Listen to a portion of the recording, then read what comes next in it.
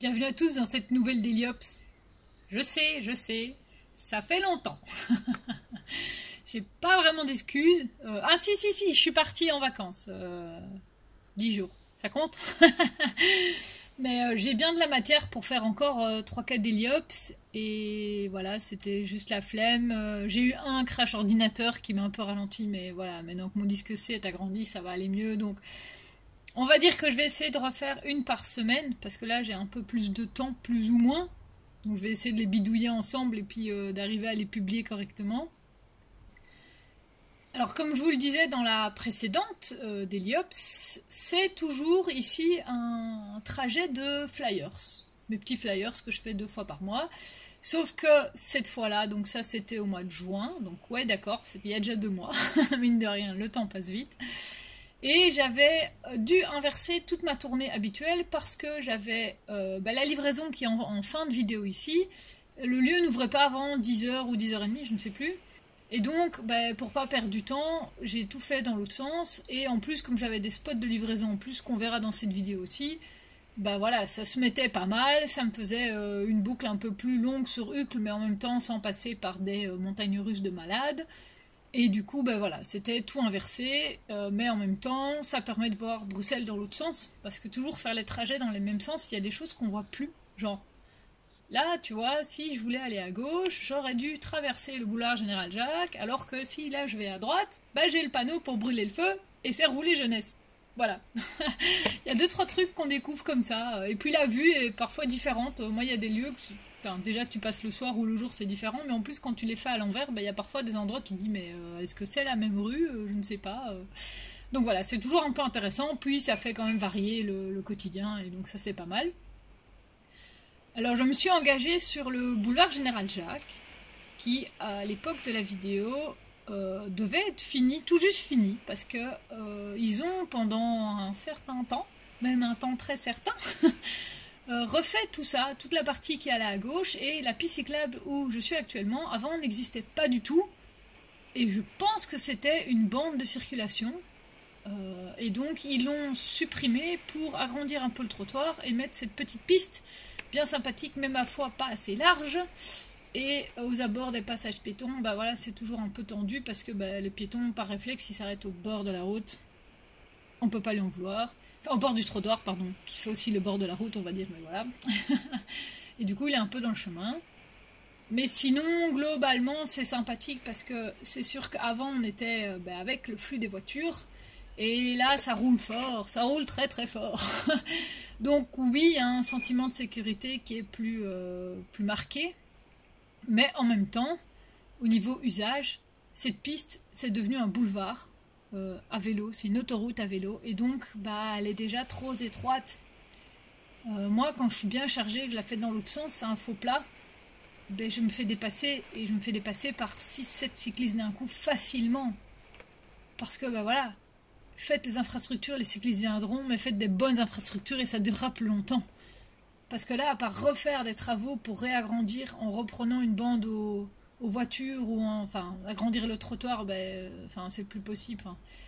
Ça devient un peu compliqué. Et c'est des travaux qu'ils ont fini ça cette année, mois de mai, mois de juin, donc ils vont jamais y toucher avant 15 ans facile, sauf si tout est détruit par je ne sais pas quel événement d'ordre majeur. Mais voilà, là on est parti pour cette petite piste qui fait 90 cm de large, 1 mètre grand maximum, et qui est déjà dépassée.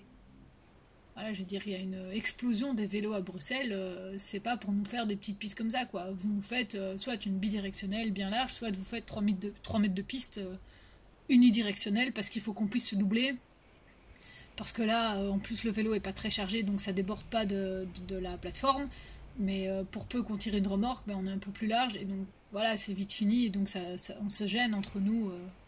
Voilà, donc c'est bien, mais peut mieux faire, quoi.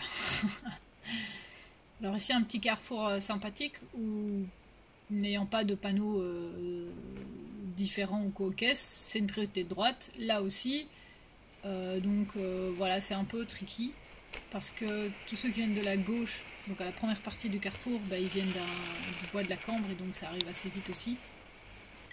Et j'aime bien quand il y a un tram qui passe en même temps que moi et que le tram va tout droit parce que alors du coup je suis protégée. Bon, si le tram tourne, il est dans mon chemin, mais ça me permet de couper déjà la traversée du carrefour en plusieurs morceaux, quoi. Et après, en général, bah, t'attends, soit il te laisse le passage, soit t'attends qu'il y ait des piétons qui passent et tu passes en même temps. Alors ici, j'ai une petite aventure sympathique, n'est-ce pas?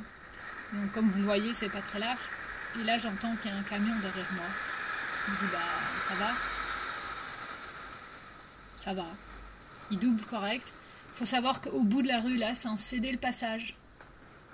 Et que donc, si le camion s'arrête et que moi j'arrive, bah, il n'y a pas la place. C'est quoi le but de la manœuvre, quoi? Et donc, ça, c'est complètement stupide comme manœuvre. Alors ici, la voiture à droite, je dois la laisser passer, mais il y a un tram qui tourne, donc il est bloqué. Donc j'en profite pour passer, surtout que moi j'ai un chemin qui longe les rails de tram.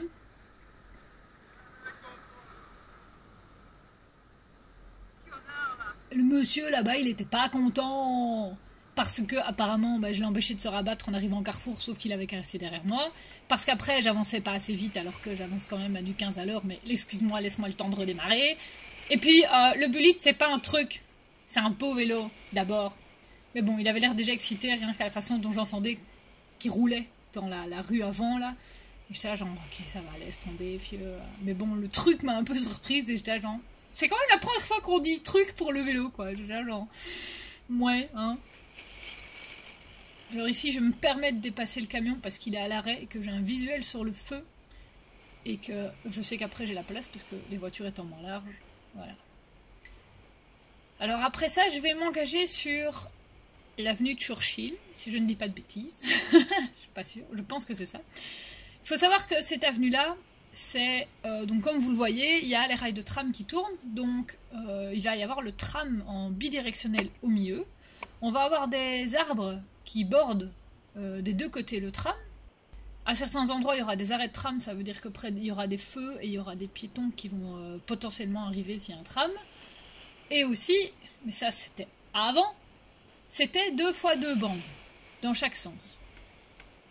Et quelque part au mois de mai, ou attends, avril-mai, quelque part comme ça, avant les élections en fait, on a le ministre l'ancien ministre du coup de la mobilité, donc Pascal Smet, qui nous a peint cette piste cyclable en prenant complètement une bande aux voitures. Donc les voitures sont passées de 2 fois 2 bandes à 2 fois 1 bande, mais en sachant aussi que du coup leur bande est plus large, parce que la piste cyclable ne prend pas toute la place. Et donc, ils sont moins serrés, enfin, il y a plus de voitures à côté d'eux, vous allez me dire, donc ils sont moins serrés d'office, mais du coup, s'ils se mettent bien au milieu de leur bande, ben voilà, ils passent quand même, il y a 1 mètre minimum avec le cycliste, et donc s'ils collent encore un peu à gauche, parce qu'ils ont l'habitude d'être à gauche de ce côté-là, comme ceux qui viennent de passer là, ben vous avez largement la distance qu'il faut, quoi. Alors, on est d'accord que ça reste que c'est pas une piste séparée du trafic, comme aux Pays-Bas, on aimerait bien en avoir partout, mais c'est quand même, allez, un improvisation, allez, ah punaise, en français ça donne une amélioration par rapport à ce qu'on avait avant, parce qu'avant, qu'est-ce qu'on avait? On était dans la bande des voitures, et ça roule aussi très très fort, je pense que c'est limité à 50 ou à 70 là-bas, et moi je ne serais pas trop à droite, parce qu'il y a des voitures garées quasi partout, donc attention à la portière. Du coup, le fait d'avoir une bande comme ça, cyclable, ben on est un peu moins collé aux voitures, et si moi je décide de rouler sur la partie gauche de la piste, je suis toujours dans la piste, et en même temps je suis pas trop près des portières. Et en même temps, il y a la place à gauche. Donc, ok, c'est pas séparé du trafic, ou c'est pas un bout sur le trottoir, parce que ça on s'en fout, enfin, le trottoir c'est pas terrible non plus. Mais voilà, pour moi c'est quand même une amélioration. Et je me sentais plus à l'aise. En plus, dans ce sens-là, c'est le dénivelé plus facile, donc il y a moyen d'aller un peu plus vite. Mais voilà, c'est par rapport à ce qu'il y avait avant. De nouveau, c'est un peu comme sur le General Jack. On est quand même plus avec des voitures collées à nos fesses. Et fondamentalement, ils n'ont pas perdu au change parce que moi, je passe là à chaque fois à des heures parfois différentes et il n'y a pas du trafic bloqué, enfin, bloqué par les feux, mais pas ralenti parce qu'il y a plus de voitures que ce que la bande de circulation peut en absorber. Donc, comme dirait Hulk, ceci est un absolutely win-win, n'est-ce pas, pour ceux qui comprennent la référence. Alors, après ça, donc là j'arrive tout doucement du côté de Uccle, où je suis déjà sur Uccle. Je dois regarder la carte et vous mettre le titre après avoir fait mon texte audio.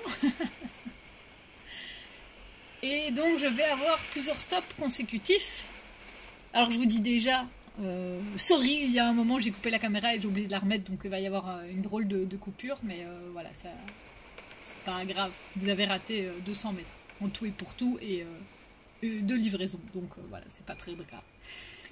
Alors ici, subtilité du rond-point, c'est qu'il y a une bande sur le trottoir, une bande cyclable sur le trottoir partagé à l'extérieur du rond-point, mais miracle, miracle, les petits panneaux sont carrés, c'est-à-dire non obligatoires. Et donc en général, quand j'ai assez de vitesse, je continue dans le rond-point parce que ça sert absolument à rien d'aller se foutre sur le trottoir parce qu'on doit céder le passage à chaque fois. Et alors ici, dans l'avenue, on la voit pas bien parce qu'à gauche, il y a une piste cyclable sur trottoir partagé, mais, subtilité, il n'y a pas le panneau piste cyclable trottoir partagé obligatoire, donc le panneau rond, dès le premier carrefour. Ça va arriver plus loin après, je pense ici pas loin. Et donc, techniquement, elle n'est pas bidirectionnelle sur toute sa longueur. Donc moi, je reste sur la rue parce que de toute façon, comme vous voyez, ça descend. C'est bon, moi, je me laisse aller, je vais aussi vite que les voitures. Et donc le premier panneau, il est ici à gauche. Mais du coup, oui, ok, c'est un panneau rond, donc je devrais y aller, mais je dois freiner, tourner à gauche, donc couper la voie de circulation, machin. C'est bon, je continue sur ma lancée, ça descend, il y a un feu au bout. Parce qu'en plus, soit dit en passant, si tu arrives sur la piste du trottoir, t'as pas des feux, tu dois quand même te rejeter dans le trafic. Donc c'est plus malin de rester sur la rue. En plus, il n'y a pas beaucoup de trafic dans ce sens-là, c'est plus dans l'autre sens. J'ai quand même eu une fois un gars qui m'a dit, qui a ouvert sa portière pendant que je passais, enfin, pas sa portière, sa fenêtre pendant que je passais, et qui m'a dit, la piste c'est là-bas. J'ai répondu, il n'y a pas de panneau. Il m'a regardé tout surpris, et puis il s'est fait klaxonner parce qu'en fait, il n'avait pas vu que devant ça avançait, et il y avait un trou de 50 mètres d'un coup. Donc j'étais là genre, tu t'occuperais pas un peu de tes affaires au lieu de regarder les gens qui roulent en face de toi, hein. Mais bon. Alors là, je suis contente. Je descends à fond de balle. C'est l'avenue Bruckmann. Alors, il y a des endroits, quand t'es près des arrêts de tram, faut vraiment faire attention à mesurer ta vitesse, enfin modérer ta vitesse, parce que tu peux descendre très très vite. C'est très très sympa en descente. C'est très très sympa en descente quand il n'y a personne dans le chemin. En montée, ça l'est nettement moins. C'est même après 2 ans et des raouettes de livraison en vélo plus ou moins intensive dans Bruxelles, c'est quand même une où j'ai toujours du mal à la faire. Je devrais la faire avec mon vélo normal pour voir si ça fait une différence. Mais je pense que non. Alors ici, je tourne dans la rue de je sais plus quoi pour arriver au parvis de l'église que vous avez déjà vu dans d'autres vidéos, mais j'avais pas pris ces rues-là. Enfin, pour ceux qui reconnaîtront, je vais pas faire un tour gratuit autour de l'église, mais voilà. Et alors, c'est... Enfin, ennuyant, entre guillemets. Ça, c'est mon habitude des Sulles, n'est-ce pas? C'est que moi, en fait, je veux aller à gauche de l'église et donc faire le tour de la place. Pour moi, c'est un détour, mais comme autour de l'église, c'est un sens unique non limité, je suis bien obligée de faire tout le tour. Hein. Donc, j'étais genre, ok, c'est pas grave. Je trouve un chouette spot pour me garer, et les 2 personnes à gauche, là, on va pas les voir beaucoup, elles montaient dans leur voiture. Mais moi, je me gare, je suis pas... Enfin, on voit pas bien parce que je prends pas la peine de regarder l'espace, mais ils ont un bon 80 cm pour reculer. Ils ont la même distance devant. Donc, j'estime qu'ils savent, si tu sais manœuvrer et conduire ton petit véhicule, tu peux normalement arriver à sortir de la place sans toucher le vélo. Mais ils m'ont regardé d'un air un petit peu rageux. Et moi, j'avais vu un marquage au sol. Et donc, je suis allée vérifier. C'était pas une place de livraison, parce que sinon, il fallait pas qu'ils essayent de me casser les pieds. C'était juste un marquage de je sais pas quoi, mais le panneau disait que c'était pour le marché, tout ça. Donc, on n'était pas concerné par le panneau à ce moment-là, quoi. Mais ils m'ont vraiment regardé, et du coup, moi, j'ai pris les affaires, je me suis dirigée vers le magasin, mais en même temps, je les regardais pour voir s'ils reculaient ou pas sur le vélo. Et, comme je m'en doutais, ils ont su manœuvrer sans souci. Enfin, vraiment, ils m'ont regardé genre merde, tu nous en...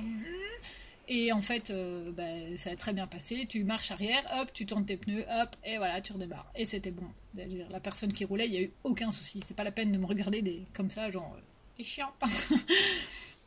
Du coup, là, il vous manque le petit passage des 4 rues que j'ai oublié de filmer. Mais c'est pas grave parce que la livraison au milieu, ça avait pris un peu plus de temps aussi. Et là, pareil, il y avait un mec...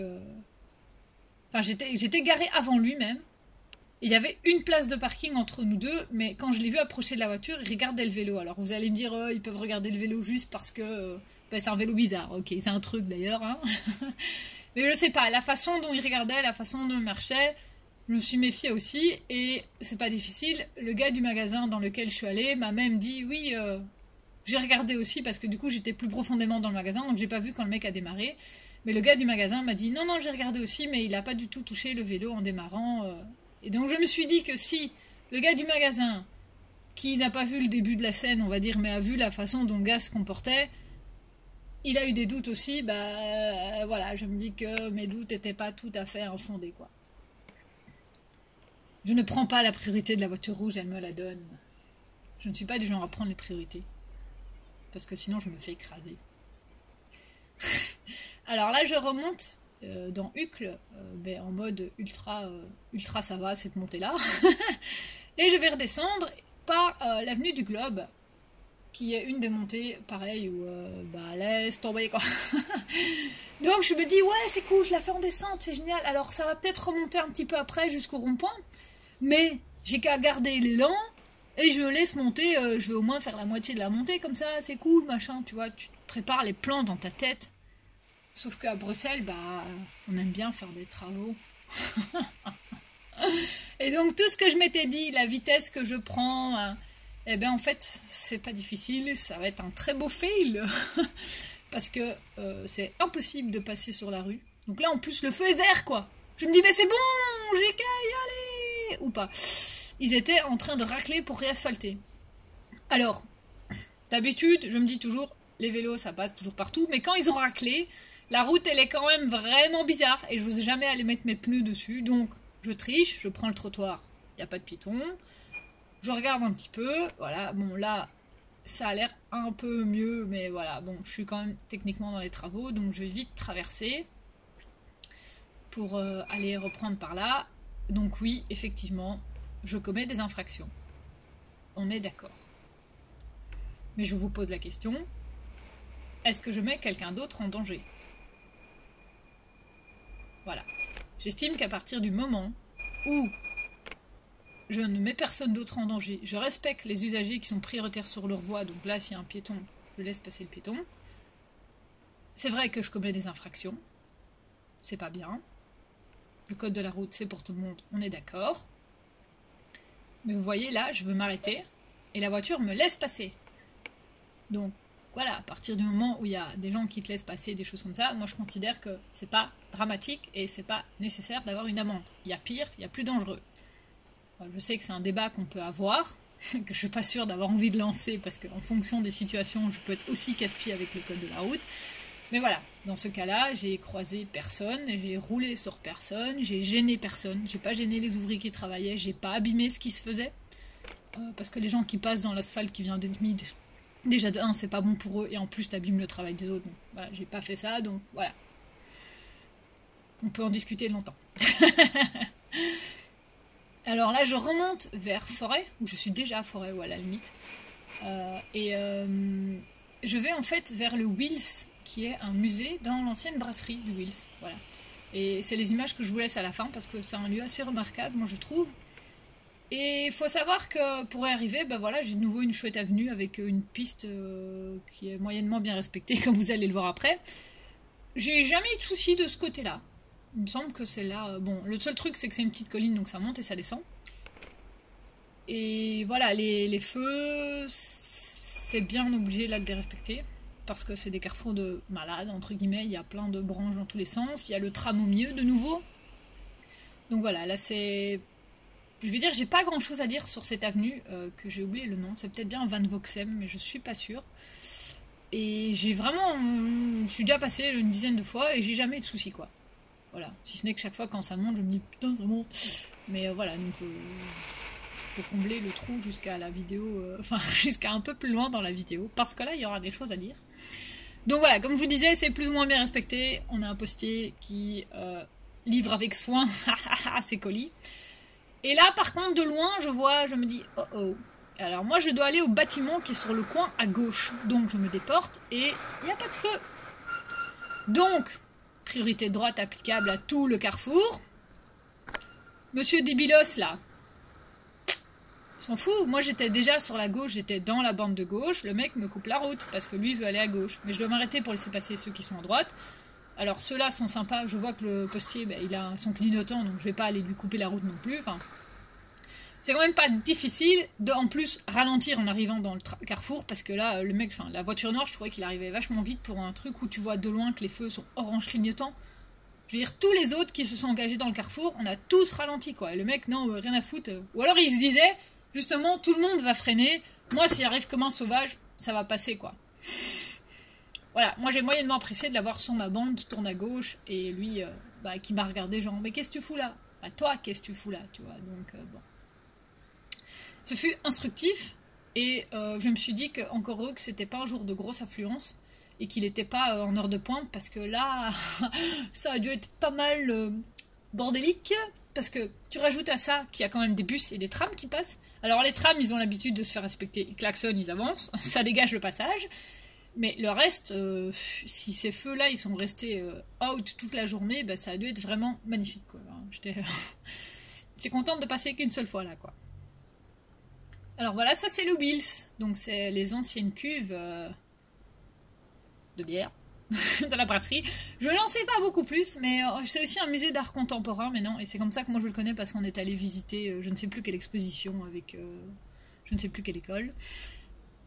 Et donc ce qui est très sympa, c'est qu'on rentre là-dedans, il y a une hauteur sous plafond de passablement 20 ou 25 mètres. Donc ça surprend, il y a les couleurs qui sont sympathiques, et puis il y a les grandes cuves là à l'entrée, c'est vraiment super... Vraiment, c'est un lieu, c'est pas un musée vieillot comme on se dit, voilà, tu penses au musée des Beaux-Arts à Bruxelles, voilà, tu te dis, genre, ou le musée des instruments de musique, voilà, c'est pas le même genre de bâtiment, quoi. Et donc, moi, je trouve ça assez sympathique. Donc, si vous voulez, il y a toujours plein d'expos diverses et variées. Il y a des activités. C'est un musée, par exemple, qui travaille beaucoup avec des activités pour des enfants, ça je sais, pour apprendre aux enfants la culture, l'art, et des choses comme ça. Et aller dans un musée quand t'as 4 ans, c'est pas forcément fun, quoi. Donc, eux essayent de changer ça. Et du coup, voilà, je vous ai blablaté de tout. Allez, à la prochaine et prudence sur la route, hein.